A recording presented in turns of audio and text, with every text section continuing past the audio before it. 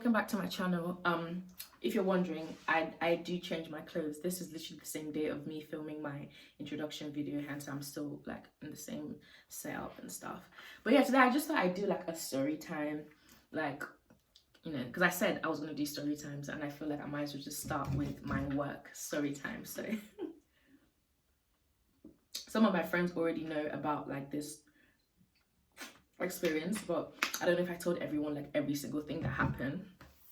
So yeah, so basically over the summer I decided to get a job at as a receptionist. I'm not gonna stay at the hotel for like obvious reasons. So I decided to work as a receptionist because obviously I didn't want to like just be doing nothing over the summer. I wanted to like make the most out of like my summer and stuff.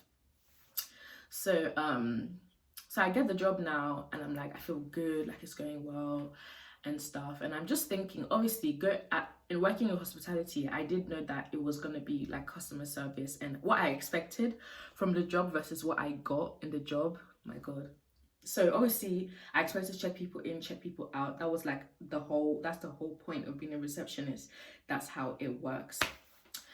So guys, the way it works in that hotel, you work you do 3 shifts where you shadow somebody else, and then on your 4th shift you're working on your own, because it was a lone working environment and it shouldn't have been a lone working environment, and I'll tell you why in a minute.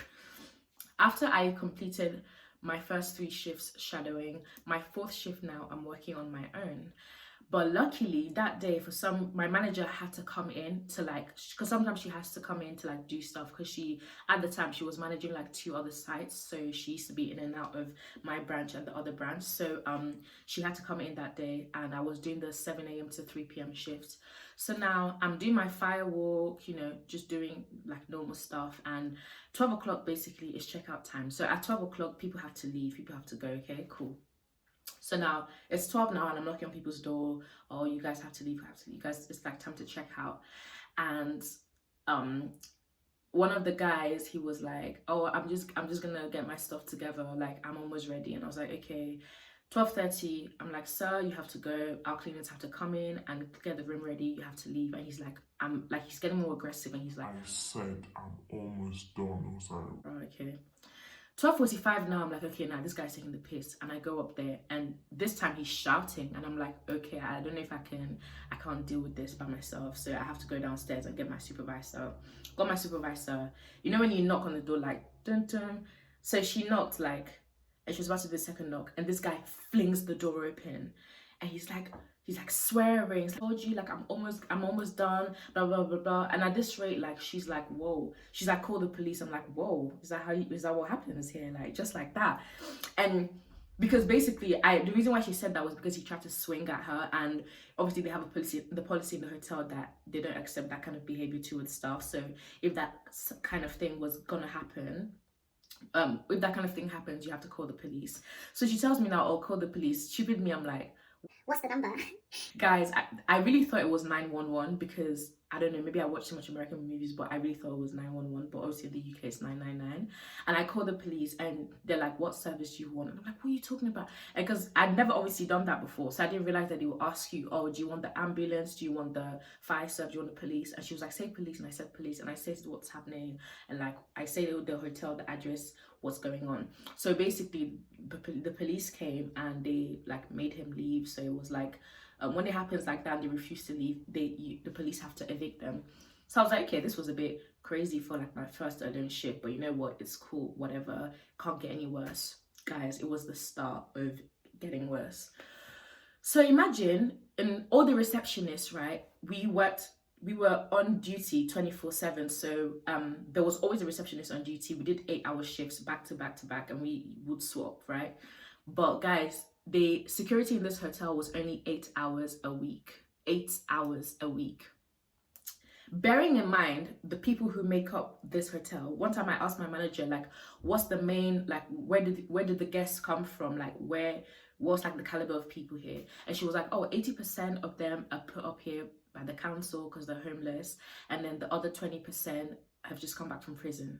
And I was like, I thought she was joking, and I was like, oh, she's not joking, great. And they think that it's acceptable to not have any security here. It's like, okay, whatever. So the first little hiccup happens on my first shift. I'm like, okay, it's only my fourth shift and I'm calling the police. It doesn't feel great, but you know what? It's cool.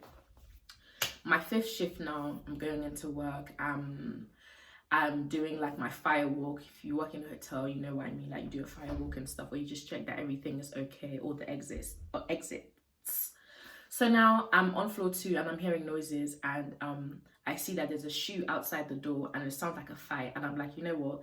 I'm not dealing with this today. Went downstairs. My manager was like sorting the payroll out for the next time people were gonna get paid and I was like, look, this is happening in floor 2, blah blah blah. She came upstairs. She opens the door. Why is there a naked man on top of a lady like restraining her? And I was just like, wow. And then she basically got me to like take out the lady from like the situation and she sorted it out. And then basically we found out that apparently whenever she got violent, she used to tell him that, oh, if I get violent, restrain me. So that was what was actually happening. He was restraining her. And then we found out that it might have been a situation where it was actually the guy that was the victim in that situation because he had like loads of bruises and stuff all over his body. So the police come now, because obviously we call the police and the guy, so the police come and they're talking to the lady in her room for like 2 hours and the guy's downstairs in the car park charging his phone in his car. And I was thinking, he came out because I was the reception duty that day. He was like, are they still there? And I was like, yeah, they're still there. And I was thinking, what is this guy doing here? If I was him, I would have ran a long time ago. Like, guilty or innocent, why am I staying there for them to decide my fate? So obviously now the police come down and for the first time in my life, guys, I see people, you know, the whole like whatever you say will be used against you, blah, blah, blah. They arrest this guy. And I'm like, rah, this is crazy. This is just my 5th shift. This is happening. Okay, it's cool. Can't get any worse. My other shift now, I'm doing the 3 p.m. to 11 p.m. to this day. And I'm giving out like, was it the morning? No, I did the morning. It was a morning shift. I'm giving out breakfast boxes, and the guy that's checking out at like 9 a.m. He was in the 2nd floor, and he was like to me, "You should go up to room 212 because you need to see the person in there still alive." And I was like, "Huh?" And he didn't laugh, and I was like, "Oh shit, he's being serious." Okay, so I was like, "Okay, cool." At this rate, I'm like, oh my days. And I wear my Sky Guard. Yeah, I remember the name. The Sky Guard is something you wear, and if there's an emergency, you press the SOS button. So that's what it's for. So I wear my Sky Guard and I go upstairs. I'm going to floor 2 now. I'm about to go into the door, but before I even like walk to see like 212, I already see that there's dried blood on the door.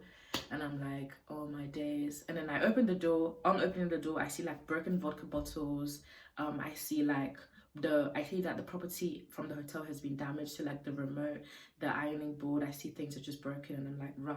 My manager was on holiday now, so I called my assistant manager. She's like, call 101, and I was like, 101. And apparently 101 is like the line for like non-emergency services. So I called non-real-time emergency services. So I called 101, tell them what's happening, blah blah blah blah. They come to the hotel now. They were basically forensics, and they were really, I have to say, they were really tall. They were like, I'm not even joking, they were like 6'6", like these 2 men in forensics. Like, is that like a requirement for people who work in forensics? Like, do you have to be tall? Because I was like, why are you guys so tall? Anyways, they come in now and they're like, oh, I've explained it again in person, and they're like, did you touch the door? And I was like, yeah. They were like, oh, you shouldn't have, because now your fingerprints on the door. And I was like, okay, like, so but so we went in now and they analyzed the place, and because obviously when you check in, or your profile is there, like, so obviously your number, your address, everything is there. So I got up the profile for the person in 212, and basically there were 2 girls from Manchester. So and that was the hotel obviously they checked in too. Just classic.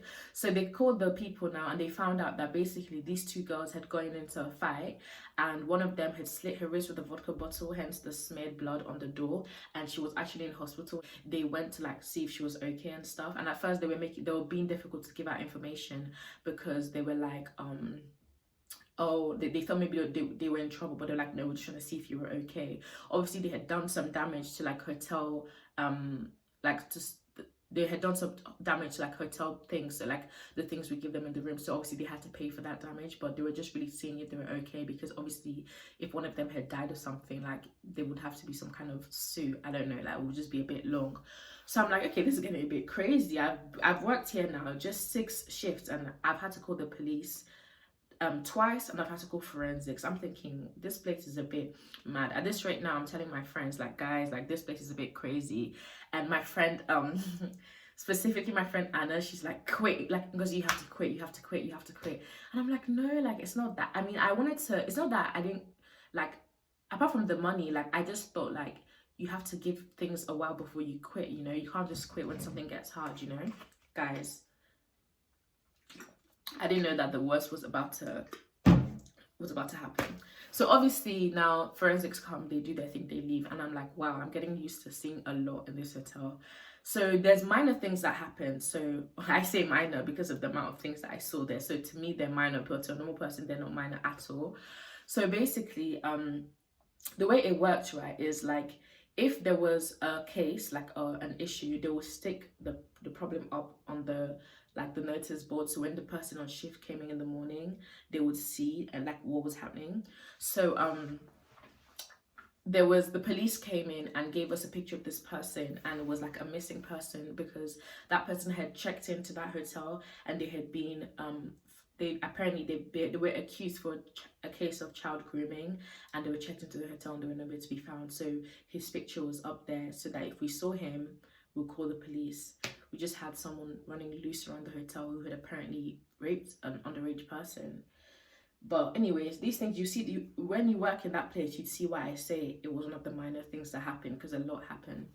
So now this guy, I'm gonna do my shift this same day, or when the forensics came, this guy is like to me, oh, my car was parked last night and then £400 worth of stuff had been stolen. And luckily, the way it worked, that car park did not belong to the hotel, so it's like you left things out there at your own risk. So that's why, thank God, I couldn't do anything. I just said I'm sorry about it, but there's nothing I can do about it.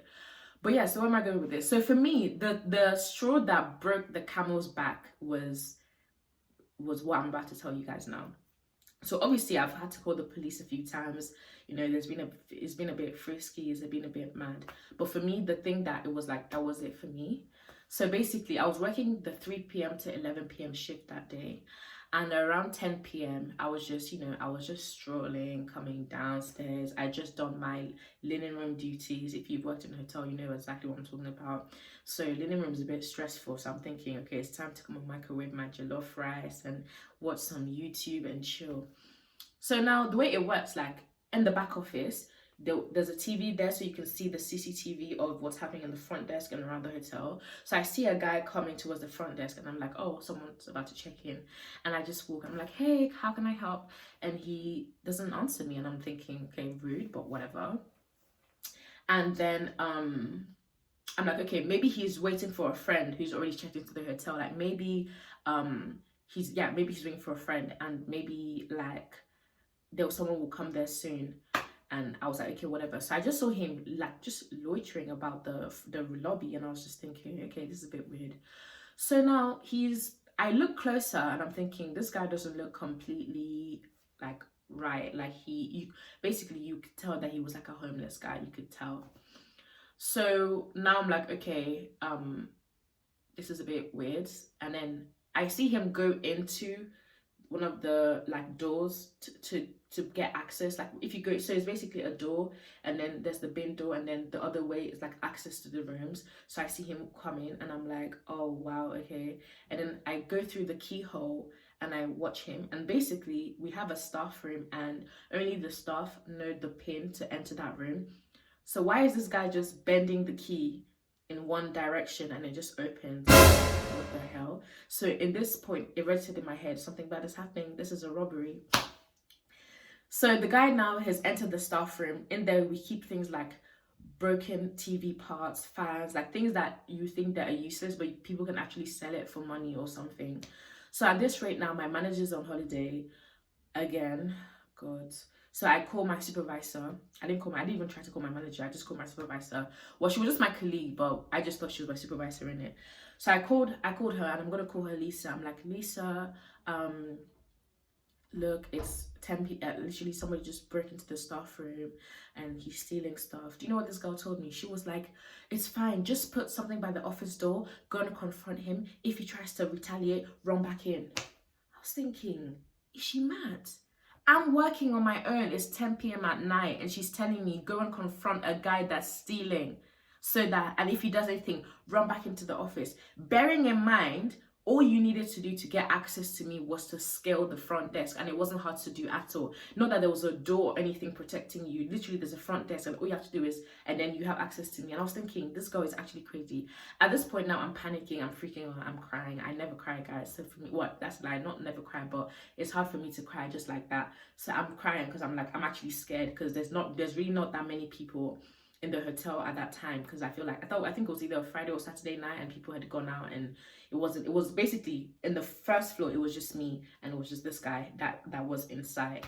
And I'm thinking, what the actual hell, like, this is why we need security, because why is it my place to go and confront a freaking robber? Like, why is it my place to go and do that? Like, there should be security that does things like this. At this rate, I'm crying on the phone to my supervisor. She's like, it's fine, just calm down. And so basically, this guy has done his thing now. He comes out with a big box of stuff. And I'm like, okay, Ngozi, be brave, be brave. At this point, thinking about it now, what I should have done was I should have locked, because we had access to lock all the doors in the hotel. So I should have locked all the doors in the hotel, and I should have called the police, and then he would have been stuck. But guys, you have to think about it. Like, even if I did that, if he wanted to get aggressive, he would have gone aggressive, and the police would be too late. The hotel, and I'm like, this is actually messed up. Like, this, like, I shouldn't have to. Obviously, I know that things like this can happen, but why am I dealing with this? I'm just a receptionist, not a security guard, not a social security staff. Like, what is happening? So it really annoyed me, and it really shook me up. So I told my assistant manager now, and she was like, oh yeah, things like this happen. Like, so she showed me a video of how, when she used to work in another branch of that hotel, she showed me a video of someone literally scaling the reception desk and going into stealing something from the fridge. And I was like, this shouldn't be normal. Like, this isn't okay. It shouldn't be normal. So it just kind of pissed me off that they try to brush things off as normal. So for me, that was like the breaking point. I was like, okay, I've seen too much. I'm just a receptionist. Why have I seen domestic abuse? Why have I received verbal abuse, attempted physical abuse? Why have I had to call forensics? I've been working here less than a month. And guys, if I tell you that that place was everyday drama, every day. And I was thinking, you know what, it's not even worth it. And just to make it worse, obviously the hours were long, but just to make it worse, like, the way it works, right, is like, after your 8 hours, you have to do a handover. But sometimes people will not show up for the second shift for dumb reasons. One of the dumbest reasons, this girl, she was like, oh, apparently she broke her glasses, so I had to do my 7 to 3 p.m. and then do her 3 to 11. Like, it was just like, why am I doing 16 hours in a day? Like, it's 8 hours a day, and you're not prepared to do a double shift, especially, and there was nothing more annoying than when they told you impromptu that you're gonna do a double shift. But yeah, that was after that robbery happened. I gave it a few more shifts. I actually worked like at least a good 5 more shifts before I quit. But guys, quitting was the best thing ever. Just to let you guys know, anybody who's trying to apply for a receptionist role in like a big hotel, for me, that hotel, it's a budget hotel, but they're big, like, they're mushrooms. They have branches everywhere. But yeah, just so you know, if you're gonna apply for a receptionist role, you're most likely not gonna be doing receptionist jobs. You're gonna be doing social security, guys. That's literally what you're gonna be doing. But yeah, thanks for watching this video, guys. I feel way more comfortable now talking, because I've just done my intro video, which already should be out by the time you're watching this. But thanks for watching, and hopefully next week I will upload a video again. But yeah, guys, bye.